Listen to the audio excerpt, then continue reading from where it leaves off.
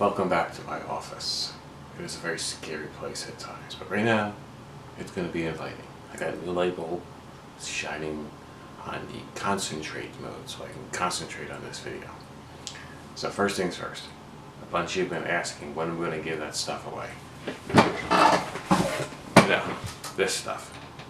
Well, here's the deal. We uploaded Resurgence of Ancient Darkness to Audible, and it's going through quality control right now. Once quality control is complete, it'll be put live on the site, and I'm going to send a newsletter out announcing the release of audiobook 4. At that time, in the newsletter, I will tell you how you can win this. I think I'm going to do a set of 2 books this time. Enemy and Academy to somebody. Why? I don't know. It sounds like a good idea. If you don't like that idea, let me know in the comments. But it'll probably be both these books. Being on 2 old covers. Okay. But I promised you a review this week. My first audiobook review. And I'm going to review Beggar Magic by H.L. Burke. First off, full disclosure, I know Heidi, the author of the book. We're working together on an anthology that's going to come out on November the 17th. Watch for it. It's called Fantastic Creatures. There'll be some stuff on Facebook and Twitter and whatnot about it. And in it I will have a brand new story called The Adventures of Zero. And it's not a math story. Zero was a little kid who reminds me a little bit about myself. When I found this story, I felt like I had to write it. And in that story, he's going to meet up with some strange creatures. The whole book, Fantastic Creatures, the name of the anthology, is filled with various stories about, unicorns and dragons and tree octopuses and other kinds of fantastic creatures. So, I think you'll enjoy it. It'll be great. November the 17th. Don't forget. Watch for that. Now, for Beggar Magic by H.L. Burke. Since it's an audiobook, there's 2 key things that you gotta review when you review an audiobook. You have to review on this side the audio itself. How did the narrator do? And then you have to review the story itself. Those are the 2 parts of an audiobook. Grammar, punctuation, spelling, formatting, fonts, all that is meaningless in the audio world. Because a good narrator is going to only use the punctuation of the book to inform her performance, but she's going to perform just like an actor on stage would. So all that really matters are story and narration. So this review has 2 parts. First part.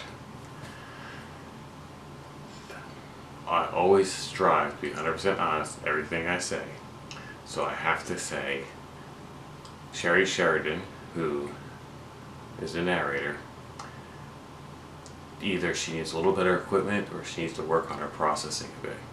As soon as I hit play on that book, I could hear there were problems with processing. Whether it was too low bit rate or too high of compression, I'm not sure. But the full dynamic range of her voice wasn't there because of poor quality of the recording. It wasn't horrible. Audible would have let it go live if it was horrible. Maybe many people wouldn't even have noticed it, but I did. That aside, Sherry's voice, her performance, her timing, her voices were all excellent. You could always tell who was talking. When she had multiple people talking in a scene, you could tell them all apart. There was clear distinction in the voices, and she did a real good job.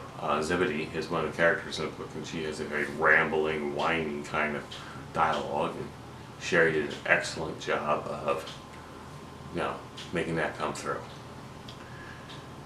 So, I think I would definitely listen to more books by her, regardless if she has fixed that audio problem since then or not. Because once you got into the story, you could forget the little bit of audio quality difference. So since there's usually a 5-star scale, I would give the audio performance a 4 out of 5 stars, losing 1 star because of either processing or equipment, reducing the dynamic range, and it was quite clear to me. But overall, excellent. I would definitely listen to more books by Sherry. Now, the story itself by Heidi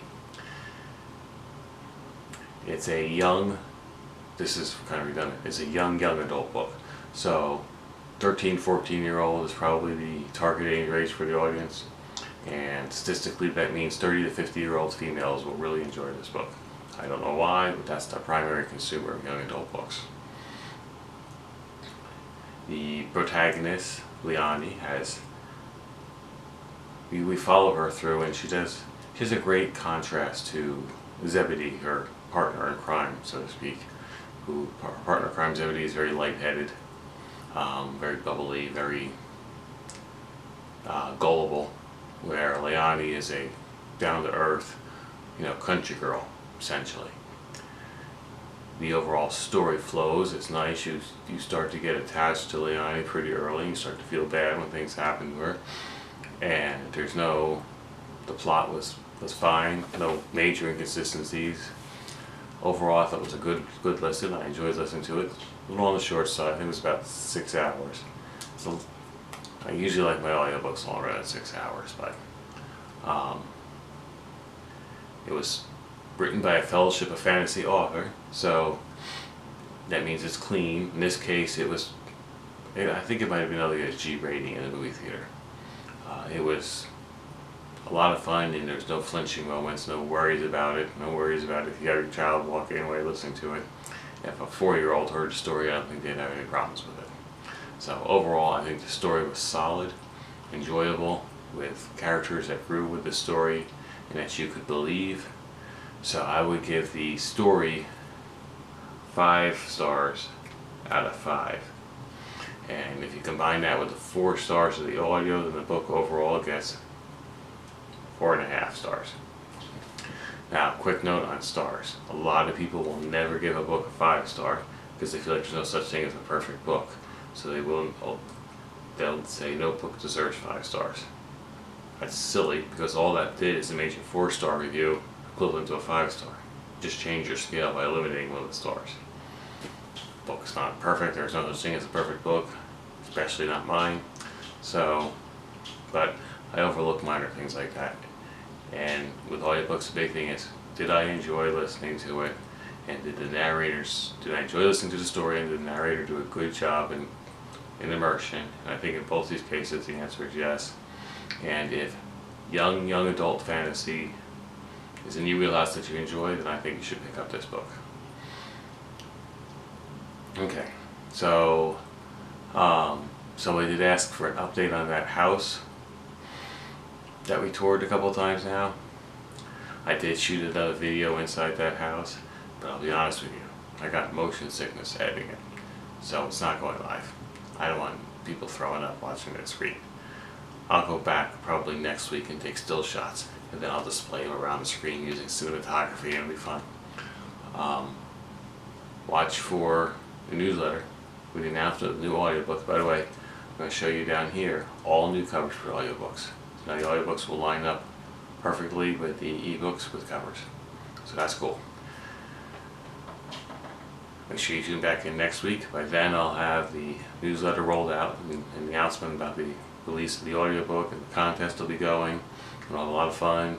I may pick up a science story or 2 to talk about on air, and who knows, maybe my wife will show up again. She really kind of enjoyed being on the video. So, follow me on Twitter, Instagram, Facebook, comments in the comments below about what you think about this video, what more kinds of things you want to see, and there'll be more audiobooks reviews for sure. I'm going through Miss Peregrine's Peculiar Children right now. I'm on book 2. I'll probably wait to review it until I get to book 3. So, that's all I got this week. As Grandmaster would say, may the real God of creation bless and keep you this day. Goodbye.